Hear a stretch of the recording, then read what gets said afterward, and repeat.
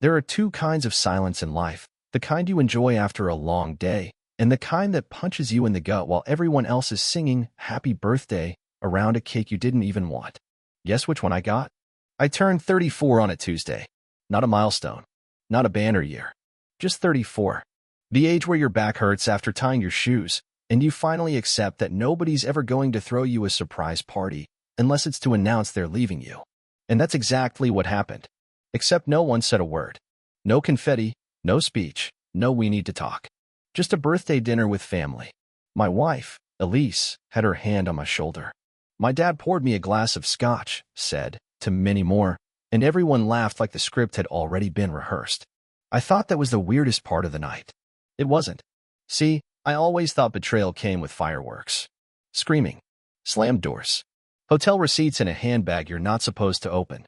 But what I got was slower. Colder. Like a fever that crept up day by day until you couldn't tell what normal felt like anymore. That night, after the cake was cut, Elise leaned in and kissed my cheek. My dad gave her a little wink behind my back, and I laughed. Because why wouldn't I? They were close. Elise was good with him. Always had been. At least, that's what I told myself. Looking back, the signs were there. I just chose to see them as quirky coincidences rather than red flags on fire. Elise started baking more often, claiming it was therapy. Dad started stopping by more often, claiming it was loneliness. And me? I was the loyal idiot refilling the wine and thinking I was supporting two people I loved. Oh, I supported them all right. I just didn't know I was funding the first season of a soap opera that'd be titled Sleeping with the Patriarch. But I'm getting ahead of myself. The real unraveling, the moment everything started shifting, wasn't the party. That was just the first domino. The real fun began a few days later, when I found a letter under the piano bench. A letter addressed not to me, but to my dad, in Elise's handwriting. I wasn't looking for it, just reaching for the dog's ball. But when I saw the familiar cursive and the words, "Can't stop thinking about last weekend," in the first line, something in my chest tightened like a vice. I wish I could tell you I confronted her right then and there. But I didn't. I read the rest of the letter. Twice. Then folded it back up with hands that didn't feel like mine and slid it into my pocket. The room was quiet again. That heavy kind of silence. Elise came in a minute later with a plate of cookies and asked, "Did you feed Oscar yet?" I smiled. Yep. Just now. Because that's what you do when your life starts slipping. You play along. You watch. You wait. And me? I'm patient. But I don't forget. The first thing you should know about me is I don't bluff. I don't raise my voice. I don't flip tables. And I definitely don't start throwing wild accusations based on feelings. Nope, I collect facts. Calmly. Quietly. Like a man picking up bullets before walking into a gunfight. That letter under the piano? It wasn't a confession, it was a trailhead. Last weekend was everything, it said. I wish we had more time. I keep thinking about your hands. Your hands. Not his hands. Your hands. Second person. Present tense. That wasn't just an old memory. That was recent. That was living, breathing betrayal, dressed up in romance novel syntax. And she signed it E. Like it was a love note. Not a live grenade. The next morning, I took the day off work. Told Elise I had a dentist appointment. She said, "Don't forget to floss." I almost laughed. "Lady, I'm flossing through the ruins of my marriage right now. I'm good, thanks." She kissed me goodbye. I watched her walk out the door, holding a thermos and smiling like her world was exactly how she wanted it. Then I turned to my own father's handwriting. See, my dad wasn't tech-savvy. He wrote everything down. Grocery lists, reminders, passwords. He still paid bills with checks and carbon paper. So I did what any calm, wounded man with a vengeance-shaped hole in his chest would do. I went to his house while he was at work. He still left the spare key taped behind the bird feeder. Old habits. Inside, the place was spotless. Quiet. That weird old man clean, where even the paper towel roll looks military-issued. I walked into his office. Opened the drawer marked private. Which, by the way, is the worst thing you can label if you don't want someone opening it. And bingo. There they were. Letters. More than one. A whole damn stack of them, folded like secrets and tied together with a rubber band that snapped the second I touched it. As if the lies had finally had enough. The earliest one was from last October. That's 9 months ago. 9 months of meetings, of birthdays, of Thanksgiving dinners where I passed the gravy to a man who was sleeping with my wife. 9 months of being the dumb son and the devoted husband in a story where I wasn't even a character anymore, just the idiot in the background clapping while the two leads kissed off-screen. I sat down in his chair, let it spin half a turn, stared at the family photo on his shelf, me, Elise, and him at the lake house. He looked so proud, so smug, his arm behind both of us, like a lion surveying his little pride. It was almost funny. Almost. I stood up, carefully, put everything back where I found it, down to the angle of the pin on the notepad. Because remember, I don't bluff. But when I play, I make sure the other guy doesn't know he's already lost. They say truth comes in waves. That's not accurate. Waves are rhythmic, predictable. Truth? Truth crashes like a rogue tide at midnight and drags you under while you're still figuring out what hit you. The morning I found out everything, I didn't wake up expecting the universe to torch my last shred of peace. I just wanted coffee. And answers.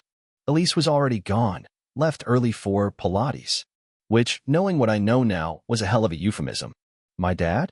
He had a dentist appointment that he'd conveniently forgotten to mention, despite being the kind of man who reminded you of your own birthday a week early. I took the opportunity to do what any son betrayed by both blood and vows would do. I went digging. Not in drawers. Not in inboxes. I went to the source. The attic. See, there's something poetic about crawling into the attic to uncover secrets. Like an archaeologist of your own life, sifting through boxes full of memories you thought were solid, until you realize some of them are ticking. One such box was labeled Elise Photos/Keepsakes. Nothing fancy. Just a beat-up Rubbermaid with duct tape on the lid. Inside, postcards, anniversary cards, and a USB stick. I didn't know what I expected. Maybe vacation pics. Maybe one of those sappy love collages we made in our first year. What I found was a folder named for him. Inside it, recordings. Voice memos. Dozens of them. And not for me. For him. My father. I sat in that attic, barely breathing, as Elise's voice played in my earbuds like a lullaby from a dimension where I didn't exist. I don't know how to keep pretending anymore. He's sweet, but I don't look at him and feel fire. I don't feel alive. But when you touch me, it's like I finally remember who I am. I hit pause. Fire? Touch?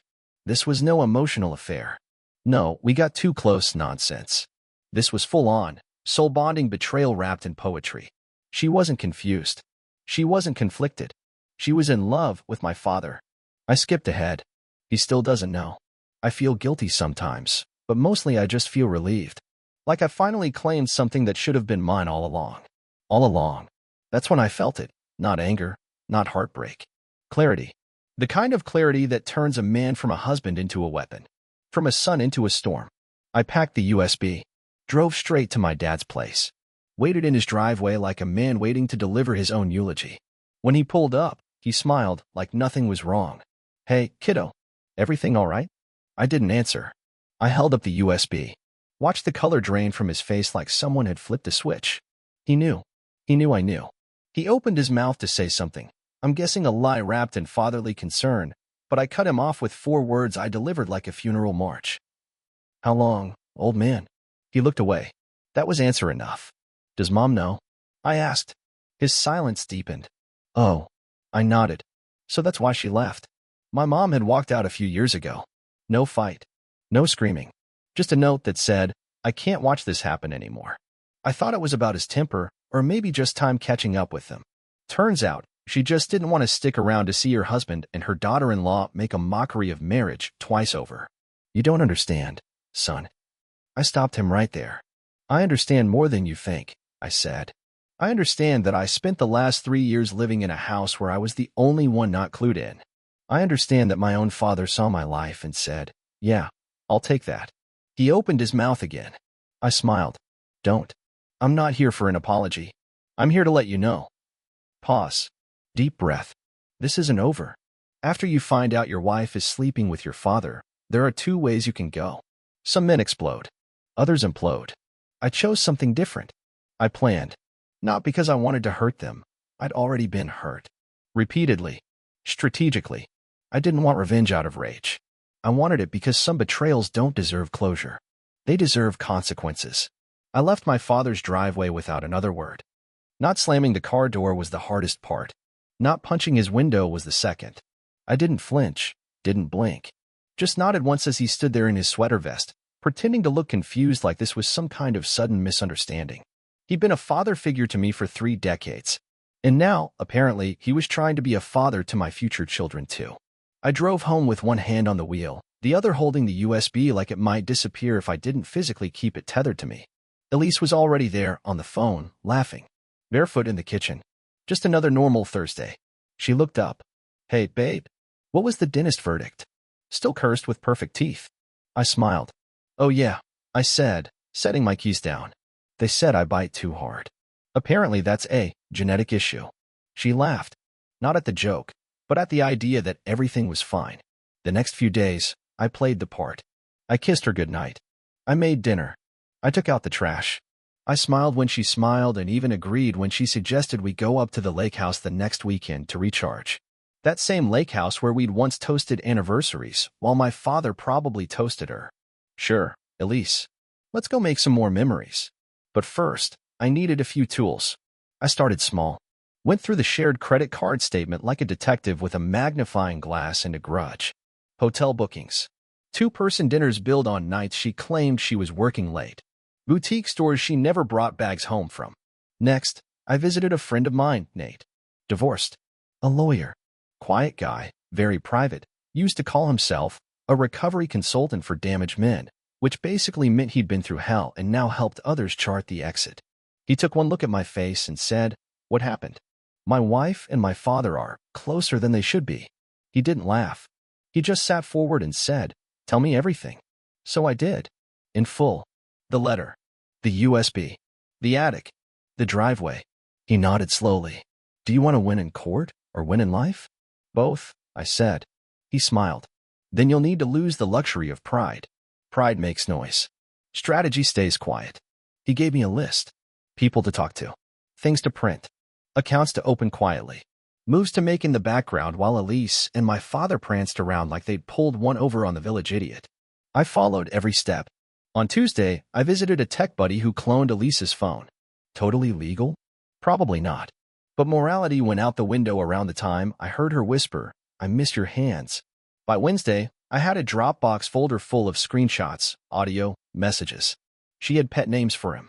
He had emojis I wouldn't use for a paid ad campaign, let alone my daughter-in-law. They were bold. Too bold. The kind of bold that makes you realize this wasn't about lust anymore. It was entitlement. They didn't just want each other. They wanted to get away with it. And that's where I came in. Thursday night, I cooked dinner. Her favorite. Lemon garlic chicken with roasted vegetables.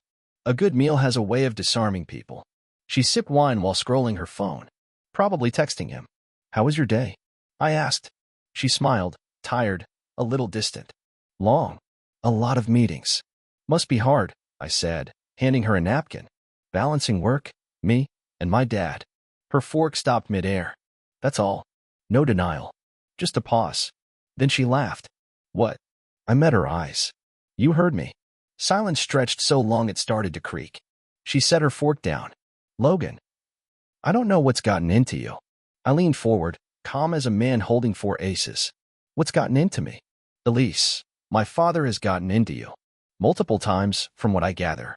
The color drained from her face so fast it looked like someone hit her with a dimmer switch. What are you talking about?"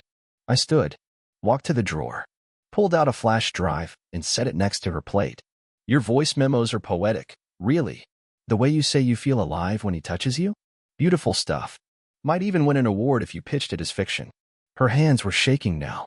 I took a slow breath. "You're going to leave." "Not tonight. Not loud.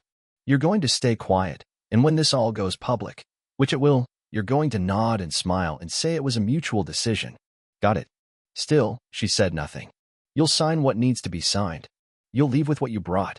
And you will never, ever see him again. Because if you do..." I stepped closer, voice low. "I'll bury you both. Not physically. Legally. Socially. Digitally. I will make sure the only legacy he has left is being the man who destroyed his own family tree for a quick thrill." She tried to speak. I held up a hand. "You don't get the last word here. That privilege died the day you looked at your husband and saw a fool." I turned and walked out. That night, I slept in the guest room. Not because I was hurt, but because I was positioning the pieces. Her silence? That was the sound of check. Mate comes soon. After that dinner, things got quiet in the house. Not awkward quiet. Not the Cold War kind of silence most couples fall into before they sign the dotted line. This was strategic silence. Intentional. I didn't speak because I didn't need to. Elise knew.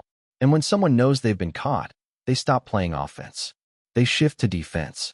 Every move they make, every word they say, becomes damage control dressed up as casual conversation. Friday morning, she offered to make coffee. Hers was always too sweet, but I drank it anyway. I was thinking, she said gently, sliding the mug toward me. Maybe we should see someone. Like a counselor. You and me.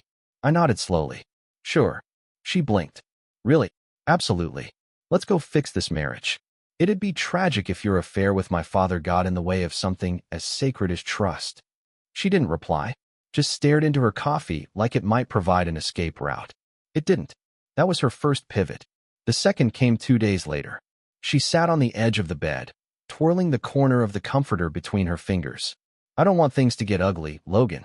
I folded my shirt and placed it in my weekend bag. Neither do I. Then can we just separate? Quietly. Of course, I said, zipping the bag shut. But there's just one thing. She looked up, hope flickering behind the fear. You'll leave the house. What? You heard me, I said, standing tall. This home was mine before we married. I paid the mortgage. It's in my name. You're welcome to take your things and go. She opened her mouth, closed it, then tried again. You're kicking me out. No, I said calmly. I'm inviting you to begin your new life. With anyone but my father. She looked like she might argue, but she didn't. She just nodded once and left the room. By Monday, I had a folder ready for my lawyer. The screenshots, the letters, the timeline, all organized like a presentation for a board meeting. Because that's how you win in this world. Not by flipping tables. Not by sobbing into your whiskey. You win with paperwork, precision, and patience. Nate, my friend/lawyer, sat across from me with his fingers steepled. You're doing well, he said. Too well. Should I be sobbing uncontrollably? You should be angry. I smiled. I am. Just not the way they'd like. He nodded. All right then. Here's how we play it. You file first. Get ahead of her. Serve her with a standard settlement agreement. Nothing aggressive, but firm. You keep the house. No alimony. She walks away clean. If she pushes back, we bring in the receipts. Good, I said. And your father? Not part of the paperwork, I said. He's a different chapter. By Tuesday, Elise had moved into a short-term rental.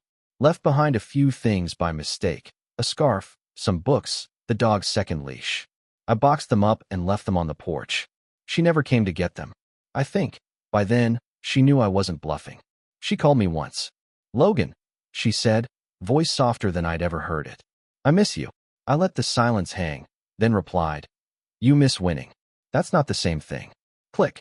And just like that, the Elise part of my life was closed for business. But we weren't done yet. Because there was still him.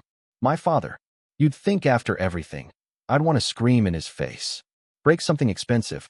Maybe even punch him in the same jaw that once told me, son, you can be anything you want. But no, that would have given him closure.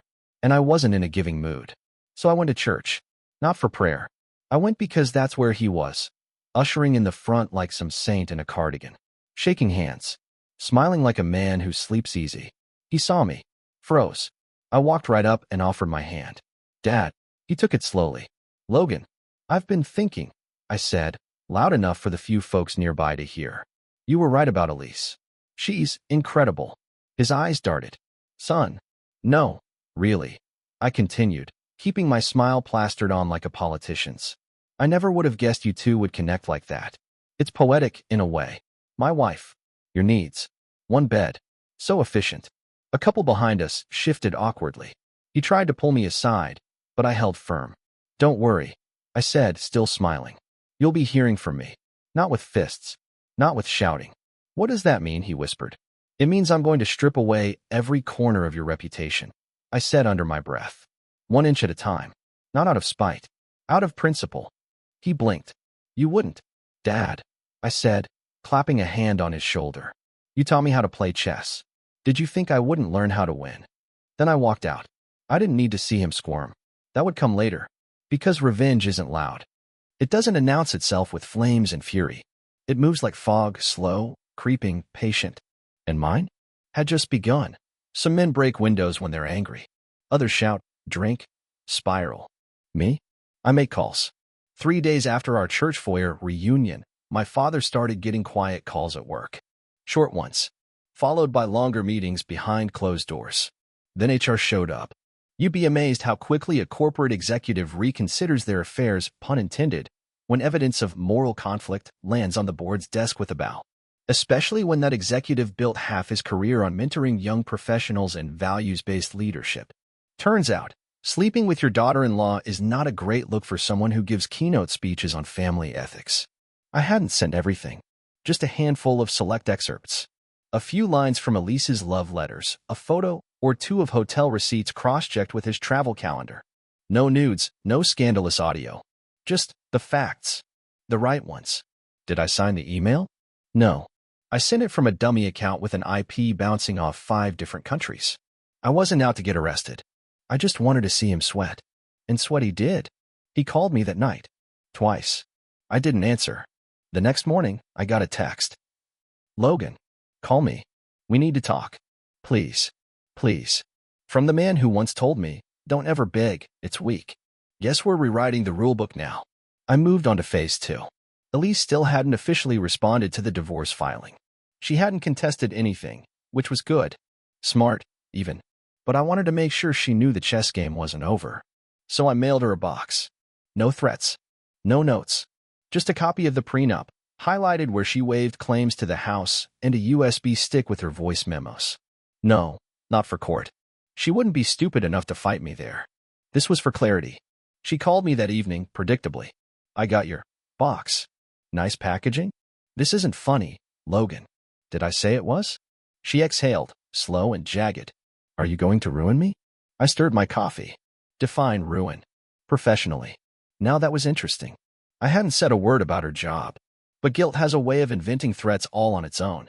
Elise, I said calmly, I have no plans to interfere with your career. Relief bloomed in her silence. Unless, I added, you forget the part where you walk away quietly. She got the message. Funny thing is, I didn't need to ruin her job. That was already happening, one whisper at a time. Word spreads in small circles, and HR departments don't like scandals attached to their annual reviews. I didn't need to lift a finger. Her own guilt did the heavy lifting. But I wasn't done yet. There was one more person who needed to know. My mother. We hadn't spoken much since she left. Her absence had always felt mysterious, like one day she just gave up on the family and vanished into a yoga retreat. Now I knew the truth. She didn't leave us. She left him. I called her. Told her I was coming over. Didn't say why. She lived in a cozy little cottage 2 towns over, filled with potted plants and quiet music. When she opened the door and saw me standing there, USB in hand, she didn't ask a single question. She just said, I've been waiting for this. We sat on her porch with a glass of wine between us. Mom, I said. Did you know? I suspected, she said. But he never admitted it. Never even slipped. And I didn't have proof. Until now. She nodded, slow and sad. I thought if I stayed, I'd be complicit. So I left. I couldn't stop it, but I didn't want to be part of it anymore. You did the right thing, I said. She reached across the table and put a hand over mine. And now so are you. I didn't cry. She didn't either. But we sat there in the kind of silence that feels earned, not awkward. A silence that finally made sense. Later that week, I sent one final message to my father. No threats. No accusations. Just this. Your legacy is yours now. You don't have a family to hide behind anymore. Congratulations. He never replied. Didn't need to. The message landed. Clean. Final. Like the end of a sermon no one wanted to hear, but everyone needed to. And me? I kept going. Filed the final papers. Changed the locks. Donated Elise's last forgotten box of keepsakes to a second-hand store, no return address. Bought a new mattress. A new coffee mug. Switched barbers. Small things. But necessary. People always ask what healing looks like. Let me tell you, it's not some big speech or a teary-eyed goodbye. Healing is when you sit down with your own silence and realize, for the first time in months, you don't hate it. Healing is when your hands don't shake when you see their name on a screen. It's when you make eggs on a Saturday morning and actually taste them. And yeah, sometimes healing is knowing the people who betrayed you are sleeping a little less soundly these days. Because peace? It's quiet, but it leaves an echo. 3 months after Elise left, The house started breathing again. It's strange how places can hold their breath while you're in denial, like even the drywall knows you're living a lie. I repainted the walls. Not out of necessity, but principle. She'd chosen every color. Now I picked my own. Deep charcoal in the office, clean white in the living room, navy in the bedroom. No more soft creams and beige illusions. I wasn't trying to forget her. Forgetting implies there's something worth mourning. I was just reclaiming space. Inch by inch. I went back to running. The first few mornings were brutal, knees aching, lungs rebelling, but after a while, it became something more than exercise. It was forward motion. Simple, honest progress. Unlike the treadmill of lies I'd been jogging on for years. Neighbors started saying hello again. Apparently, word had gotten out. No one said it to my face, but I saw the nods. The subtle, sympathetic recognition. You know, the we heard look? And I returned it with my own. Yeah, you did. And I survived anyway. I hadn't seen my father since the day at church. But when I got a call from a nurse at a rehab facility saying he'd been admitted after a fall, I hesitated. Not because I felt guilty. Just unsure what kind of man shows up for someone who stopped being a father the moment he betrayed his son. But I went. Because closure doesn't come from avoidance. It comes from confrontation. He was thinner, paler. That smug air had deflated into something quieter. He looked like a man who knew the walls had closed and long before the wheelchair did. "Logan," he rasped. "Thanks for coming." I sat down across from him. No hug. No handshake. "You're here alone," I said. "She didn't visit?" "Elise moved to Portland," he muttered. "Said she needed a clean start." I let that hang for a moment. "And you?" He shrugged. "I lost everything." "Correction," I said. "You gave it away. For cheap." Silence. "I don't expect you to forgive me," he said, voice cracking like it had never done when he was healthy. "Good," I said, rising. "Because I'm not here to offer you that. I'm just here to watch you sit in it." And I left. Didn't look back. He'd already made his choice. All I did was let him feel the weight of it. 6 months passed. Life settled. Not in a dramatic movie ending kind of way, just quietly. Cleanly. Then one day, an envelope arrived. No return address. Just my name, handwritten in that too familiar slant. Inside was a letter. From Elise. "Logan. I know I don't deserve your time, but I'm writing this for me, not you. I've started over in Portland. I thought I was chasing happiness, but it turns out guilt is a terrible traveling companion. I've started therapy. I'm learning why I did what I did, not to excuse it, but to understand it. You never deserved any of it. You were a good man, and I made you feel small to justify what I was doing. I don't expect anything from this letter. I just needed to say I'm sorry, and that you were never the fool. You were the best part of my life. B. I read it once. Then again. Then I set it down, folded it neatly, and slid it into the drawer of my desk, not because it meant something, but because it no longer did. That letter wasn't closure. It was an echo. And echoes don't hurt. They just remind you the voice is gone. Now, about that revenge. See, people think revenge is loud, explosive, dramatic. But the cruelest kind of revenge is healing, getting up, moving forward, becoming untouchable in the very life they thought they could break. I didn't torture Carr. I didn't take him to court for emotional damages. I didn't even post the recordings online, tempting as that was. I let them live. In their silence. In their regrets. In the lives they chose, and now had to sustain. Meanwhile, I rebuilt. Got promoted. Took a solo trip to Iceland. Started dating again, not to replace Elise, but because I wanted to share my life with someone who saw me. Not someone looking past me at my own family. And when I lay down at night, there's no spinning. No what-ifs. No wondering if laughter in the kitchen means betrayal in the bedroom. It's just quiet. Real quiet. And that's how I won. Not by fighting. Not by screaming. But by walking away with everything they tried to take.